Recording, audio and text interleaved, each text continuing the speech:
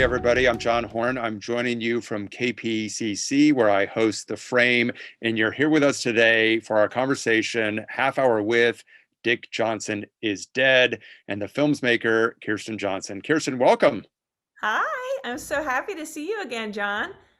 It's been a And Dick is while. joining us, not quite in Yes, a person, couple but a couple of in dicks thought, are with indeed. us. I've got so much to ask about this film, but before we dive in, I want to show a clip from it. So let's look at a clip from Netflix's Dick Johnson is Dead. Okay, so he scored 22 in 2017. He's scoring 19 now. Oh, I've fallen apart. Do you think your memory is the same? Oh, it's better. It's better than it was? I don't know. It's probably the same. Okay, I don't think it's any worse. Okay, so that's where we're going to ask your daughter for some information, if that's okay? Well, okay. Okay, so do you think his memory is changing? Yeah, I was trying to think of something to say, but I couldn't stop thinking about what's coming. His moments of forgetfulness are going to spread. He'll ask the same questions over and over again. His eyes will get that distant look. And his personality will begin to fade away. And he won't be able to follow what I'm saying, so I won't be able to ask him any more advice. And the whole time we'll just be trying to get by. Yeah. Yeah, I'll tell you to start walking. Big marker. Okay, you good? All right, so Dad, we can start walking. Let's start walking. Just start walking to me. You're doing a great speed. That's fantastic. Just keep on walking. Just watch your step around here because it's a little bumpy. Just be careful. You're doing a great job. I love it. Okay, so Dad, just watch your step and jank. Down. Don't flow. Okay. Okay. 3, 2, 1. Drop. Oh no, that's me. Oh. It hurts so bad. Oh, you made that poor guy fall instead of me. By the way, that's all. That's a great sequence. nothing like standing up and bumping your head on the boom pole to show how professional filmmaker you are. Before we start asking about how the film was made, I have to ask how your dad is now, because dad- the title of the film is He's Dead, and he's very much alive. He is very much alive, and I gotta say, he continues to be just a stunning presence in this world who is making the best of everything. Even COVID, he's making the best of. Even the fact that he has been moved into a dementia care facility, he is making the best of. He's a little bit the belle of the ball because he's the one male on the premises, and there are female caregivers and a lot of other women there. And apparently, he does a lot of hand holding during movie watching. But it's been brutal, the separation of COVID, and I talk to him often and tell him about what's happening with the film, and people see the film and call him and they rewatch the film at the facility. So it's very much intertwined in this moment. Speaking of this moment, this is a film that you made before the pandemic, and I think it really does change the way that it's received, because in recent days we passed the 400,000 mark for American fatalities. And a lot of those people died alone. They might have had healthcare workers around them, but they were separated from family, friends, loved ones, however you want to define it. So not only are a lot of people dying, they're dying by themselves. And this is so much a story, not only about how we die, but the people around us when we die and when we're moving toward death. Do you think that changes the way the film is received by audiences today? Well, just respect and love to all of the humans who are connected to all of the people who've died and to all of the people who died. Like, it's so wrong that this is happening. And we are all, I think, connected in this new web of understanding anticipatory grief. Grieving things before they happen, grieving the future that we don't know whether we're going to have. And I think we're all contending with our own deaths. I think no matter who one is in this moment, suddenly we're in this sort of strange Russian roulette situation where it could be us. for some of us, it's probably going to not be a 12-year-old, more likely an 87-year-old, and yet, and so I think one of the things with this film, the concept of it for me, in many ways is like, how do we cope with the unexpected? And it is just absurdist to me that I spent 3.5 years working on a film where I was like trying to face the unexpected and then just totally got like gamed by the pandemic. I did not see it coming at all. But I think for me, that it lands in the middle of the pandemic, it makes me feel like this act that my father and I engaged in together of trying to face death together, trying to face dementia together, and have a sense of humor about it, even as we like grieve and cry our eyeballs out, it's an act that can reach out and sort of extend across to people who are suffering in this moment, because we feel impotent, we feel separated, we are separated from people. And the fact is, most of us do die alone. Even if our loved ones are around us, we're the one who has to pass over to the other side. And where's that moment? When does that moment happen that we separate, right? And part of this movie, I was trying to like walk right up to the edge of the cliff with my dad. And in some ways, what I say about the dementia care facility for now is like, my metaphor was, I'm going to walk up to the edge of the cliff and I'll be there when he falls off the edge of the earth. Turns out he fell like 5 feet down and he's like holding onto a branch saying, please take me home. And I can't. So, we try to be with each other in these moments. At a certain point, a human has to go alone to the other side. When a documentary filmmaker is making his or her their movie, there is a conversation often with the subject of the film. And it's about how much access are we going to get? What kinds of time are we going to have? All of those kinds of things, a lot of logistical things. And you obviously have to do that with this subject, but there's two differences. One, member of your own family. Two, with him and with other people, there's a consent question because they're not quite 100% on top of it. And as the film progresses, their memory loss and their dementia might grow more profound. So I guess it's kind of a two-part question, but it's wrapped into one. The nature of that conversation is fundamentally different because of your relationship with your dad. It's not a stranger. And then you have to factor in, his mental health. How do you go about creating rules for those conversations? Yeah. Oh, such a great question. I mean, one, like I make a film, like, the original pitch of the film to my father was, can we make a film together? Like, will you stunt people and I'm going to kill you over and over again until you really die for real? And my father laughed. And, and so, I mean, I'm a very, I take ethics really seriously. I've worked for 30 years in the documentary field. I've worked with some of the greatest filmmakers, from Laura Poitras to Michael Moore to, Ginny Redeker, all these people who take real strong ethical stands about what they do. And in the film Camera Person that I made, it was all this series of questions around permission and what we do with other people's images and what we think we're doing with other people's images, and in some ways, our responsibilities in it, but also the fact that parts of it are out of our control because we can't see what's coming historically or politically, because we can't know what the future will bring. And sort of embracing this impotency is what this film was about for me. That I wanted to say, I cannot bear to have my father die. I cannot bear to see him disappear into dementia. I know I'm impotent, and yet can cinema do anything for me? Can it give me some tools for us to enter new territory together? And it really did, I have to say. Cinema was very good to me on this one.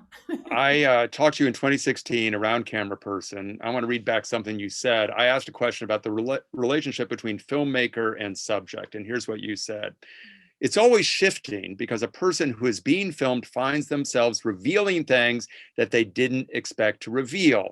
And then you, as a camera person, are in this very particular dance with them. Do we continue to cross this line? Do we go further? Do you pull me back from the line? And that dance is very active. Oh yeah. How did that dance play out in the making of this film? Oh my goodness. Well, it's like, I mean, it was playing out on a second to second basis. I mean, I hope that you're not as familiar with dementia as I am, John.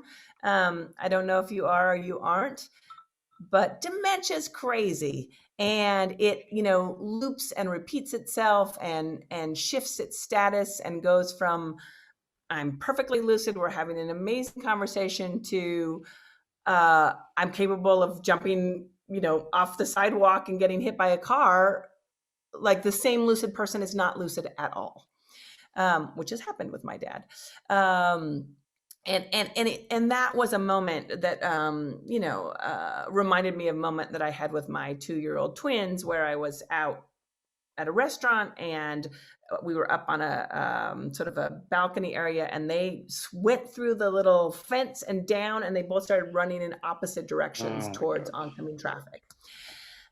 And, it was like this total Sophie's Choice real moment where I was just, I've got to sprint as fast as I can to the fastest one and then get to the other one. And in those moments, after the fact what you would never do again with two-year-old children near traffic, realizing there's a hole in the fence, etc. But you don't know before. And dementia is like this also. So that you think that there's predictable behavior, and then suddenly it's completely unpredictable. Right. And so in some ways you are already impotent. And if your only responsibility is to someone's safety, then okay, we're going to put them in a home right now and have them watch 24 hours a day. But if that person is still 90% of the time a completely able, lucid, and functioning adult, do you do it too early or do you do it too late? Right. And when you are intertwined in how much you love that person and you're not ready to lose them, you're not ready to have them go, and they're not gone yet, then how do you navigate that space? And so the work that, I'm talking about in Camera Person, and my experience as the documentarian, in some ways really prepared me for this, because I have to acknowledge my own limitations, and I have to say I'm making choices about what matters to me. And I would argue what matters to the film. And that's a kind of also a critical point that a lot of documentary filmmakers face. And that is, what's good for the film might not be good for the subject. Yeah. And I had a conversation a long time ago with Fred Marks, who was one of the directors of Hoop Dreams. And this is about basketball players. And there was a kid named William Gates. And in the making of the documentary, he blows his knee. And here's what Mark said, because I think it's interesting about how it applies to this film. Take William's knee injury. You're devastated for the kid. You feel really badly for him because you know what it means for him. And at the same time, you recognize, yeah, what a dramatic turn in this story. What an interesting plot development. Were there moments in this film where you said to yourself, this is really good for the movie? It could be the memory test we saw in that clip, could be something else. And then part of you is also saying, but is it good for my dad? Yeah, I mean, I admire, so much the makers of Hoop Dreams, Steve James, one of the greatest documentarians living. And I admire that honesty to say that sometimes you have that, like, ooh, bad for the situation, good for the film feeling. But I think, the deepest feeling, hopefully on a certain level, is just like, oh, I'm devastated for this kid who's put his whole life into this. And, I try to, when I film people, I try to think of them as family, because in some ways, we are attached for the rest of our lives through this thing that we have made together. And, I felt a deep responsibility to my father, but part of that responsibility was, my dad's a funny man. I said, we're going to try to make a funny film. He wanted that. So one of my responsibilities is to make a funny film. Right. And obviously another responsibility is to keep him safe. And, he was scared and freaked out when he had cold, wet blood on him. And then Yes. he was laughing later about it. Should we have not done that? I think it's questionable, right? I think, and that's why Right. I included that sort of question in the film. Because he's And also confused about whether or not it's prop blood or his own blood. He it's doesn't real really, at blood. that point, understand the difference. That's right. That's right. And I think we did cross an ethical line there. And in some ways, the entire film is over the edge. How can I justify saying I'm going to kill my father for laughs? What's like not okay? And I remember when I was making the decision about what to call the film, and it was going to be just Dick Johnson or Long Live Dick Johnson, and then I was like, ooh, I think I have to call it Dick Johnson is Dead, because it's just so powerful. Dick Johnson is already dead. The dad that I knew and loved, he's Right. already gone, and yet he's still alive, and he'll also live forever. The film is a fiction film right now. It will be true someday. He really will die, and the meaning of that title will shift again. So I love the film for all those reasons, but I woke up like in this cold sweat, and I in the morning I was like, Dad, okay, here's what I think I want to call the film. Like, can I do that? And he said, well, it's going to scare a lot of people, but for me, it's going to be great because reaction formation is such that I will just stay alive forever if you call the movie that. So, you know what I mean? Like, I got a smart, funny psychiatrist on my Right. hands, and he could hack it. Even in his dementia, he could hack it, which was what was just so extraordinary and is so Yeah, extraordinary. and that really speaks to tone and comedy, because not a lot of people associate laughs and death in the same breath. And Yeah. this movie kind of reminded me of the old joke, I want to die peacefully in my sleep, just like my dad, unlike the 47 screaming passengers in the back of his bus as it plunged off a cliff. I've never heard that one. It's one of my favorites. Oh my God, it's so good. But the idea, and there's this conversation about like, is it an accidental death or is he murdered? When you're thinking about the ways you're going to quote unquote kill your dad, what kind of rules did you have about what would work both on a kind of practical level and a comedic level, and they could actually even pull off in a film? Yeah, I mean, well, as you can imagine, there were so many inspirations for this film. I feel like, Harold and Maude, Jackass, Buster Keaton, Groundhog Day. There's so many, true inspirations for this film. And I was just all like, we're going to get Jackie Chan and we're going to set my dad on fire and we're going to put him on an ice floe. But very quickly, it was very clear. I mean, we had wonderful help with stunt coordinators and, people who like help do stunts where someone jumps over 15 buses in Las Vegas on a motorcycle. And they were like, you're not going to be able to do much. You're going to have the stunt person do everything. And it was like, that's actually not what I want to do. Like, this is actually about how I might really lose him. He might really trip. He might just fall down the stairs like my mother did when she had Alzheimer's, right? And none of us figured out that she had a broken hip because she was like, I'm fine. And so I think I felt dismayed during the making of the film because I was like, all these sort of things that I dreamed I could still do with my father, I couldn't. And I had this terrible feeling that I had started everything too late. And why hadn't I had this idea earlier? And we could have had so much fun and we could have traveled to all these places. But, then we ended up going on a family trip to Portugal, and I took my dad and we buried him in the sand with my kids and, created a little Charles Addams death mound on a beautiful beach. And those kinds of things that we did together with the kids, with him, within his capacity, like, what can he do? He can sit in a chair. He can eat a piece of cake. He can have some soup. Okay, how can we turn that into something funny? That continual adaptation to what the dementia brought was what made this experience so incredibly powerful. And the fact that my father stayed game and collaborative and watched things and then said, that's not that funny. I mean, it was his idea to put more blood at the bottom of the stairs when he falls down the stairs in VFX. And he was like, he saw many versions of it and he's like, bloodier, the leg could be at a different angle, so he was totally a collaborator the whole way through, even as the dementia transformed him. What does that mean to you as a filmmaker when you're working with people you never would work with in a documentary film, stunt performers, you're casting somebody to play Jesus, you're doing an effect to make, toes appear, you have production designers who are creating heaven. What was that experience like, having probably never, I would hope, having never done anything quite like that in any of your other films? Yeah, I hadn't staged extravagant slow-mo scenes with bubbles and sparkles in my other documentary work. So fun and pleasurable. And, we talked all the time about this process being iterative, that the movie would teach us how to make it.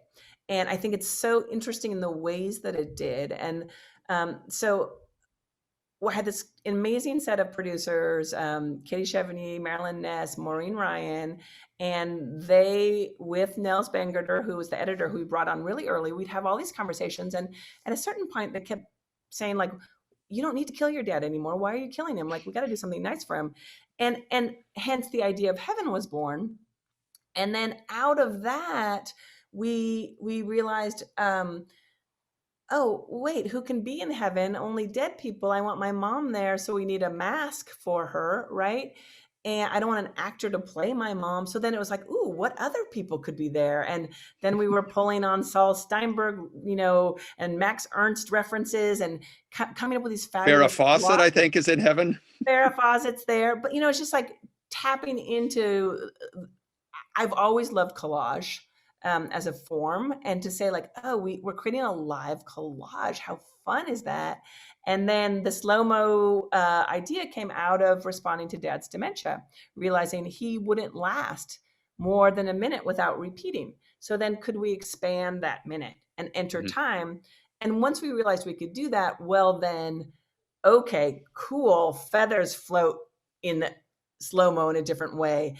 But then it created all kinds of other challenges, like, oh, well, we can't have any music. The dancers will be out of sync with the music. So the dancers have to dance first and we have to create music later. And so it was so fun because all of that happened in these back and forths with extraordinary collaborators of all these different, crafts. It's really fun. Your film is obviously about your relationship with your father and about his declining health and what that means to him and to you and to how his death is going to unfold in real life. But it also feels like it's really about ancestry and about how the people we grow up with make us the people we are, not just your parents, but your parents' parents. And when you're thinking about this film and what you might have learned about how you became the person you are, because you're spending so much time talking about family and grandparents, did you have any new insight into how you became the person you are? Because, like your mom, never wanted to look at ugly things because of something that happens in a car accident. Whereas you, let's just say, generally, you go the opposite direction. That's right. Yeah. Did you start to understand yourself a little bit differently in terms of how your parents and their parents shaped you? Oh, I love this question. Absolutely. And can I say, for me, the film is also about time itself, the nature of time itself. And also about selfhood, like, what is a self? Like, and my father's like, he's fragmented into, there's so many multiple versions of him right now. And as we age, we change, but how do we stay the same? What is the essence of a person? All those questions are fundamental for me, but I love the uncanny, and in this film, we see this beloved chair of my father's that my mother had to work for years to convince him to buy because it was an expensive Eames chair. But it's such a central metaphor about who my father is. He had that chair and he had another chair called the Time Life chair, the two chairs in his office, and he would let the patient choose which chair they sat in, and he would sit in the other chair, which is, to me, like, that is a fundamental relationship to back and forth and to allowing the other person to, sort of be in relation to you. And I feel like that back and forth that is my father's way, that threads through the film, and that chair threads through the film. And so, when we left our house, we brought the carpets from the house, and they make it onto the set and into heaven. And, I think about all the sort of psychoanalytic concepts of the uncanny and how things float around. And my grandparents sort of appeared and keep appearing in these different moments, not visible to anyone else in the film, but visible to me. And my father's father was this really gentle man who was a gardener who wanted to be a doctor. And he was so proud of my dad becoming a doctor. But my dad was like, I'm going to become a psychiatrist because I can sit down. Because my dad had this, difficulty standing up. And yet my grandfather's relationship to physical labor, I think, really impacted the way I like to interact with the crew of a film. I like to acknowledge that people are there with their intellects, but also with their bodies. I like to feed people well, give people breaks, water to drink. And the idea of the stunt person for me was just so fascinating. This person who's willing to risk their life on screen to be invisible was just fascinating to me. But I think all of that comes from my grandfather, for example. It comes from Elmer Johnson. You've probably had a lot of conversations with people who've seen this film. And I am somebody who in the last 3 days had a conversation with my 90-year-old father about the car, about driving. How did it go? And it was as well as it went in your film. Brutal. And I wonder if there's certain things that you see in audiences. Obviously, everybody has parents, but there are certain people who have parents of a certain age, and they're having the same conversations that you're having with your father in this film. Do you think there's a different way that people receive the film based on the age and health of their parents? Oh, no question. I mean, that's what I love about movies, is that the audience continues to make them with all of us. And what someone brings to a viewing or a second viewing or a third viewing of a film is always shifting. And I've always found when people see my films, they teach me things I didn't know were in the films. And there's no question that this film is grappling with, what is agency? And this critical moment of when a parent must be dependent on a child, or a child, in order to take care of the parent, must do something against the parent's wishes, is just this total flip of agency and roles and relationships. And, it is so powerful. And I think that we all have, whether we lost our parents early, or we got to have them for our entire lives, or we never knew our parents, we all have experienced at some moment this unexpected shifting of roles and relationships, and just being blindsided by it. Completely. And I think you and I would agree that one of the things that you should do after you see this film is call up somebody you care about. It could be a family member, it could be a friend, but you only have, limited time. That's what this movie is about. Make the best use of it, and don't let anybody think that they're forgotten. Kirsten, I want to thank you so much for not only making this film, but for sharing it with us and sharing your time with us, and also our friends at Netflix. So congratulations on this tremendous movie. Such a joy, John. Thank you. And everybody who's watching, thank you for joining us. Have a good rest of your day.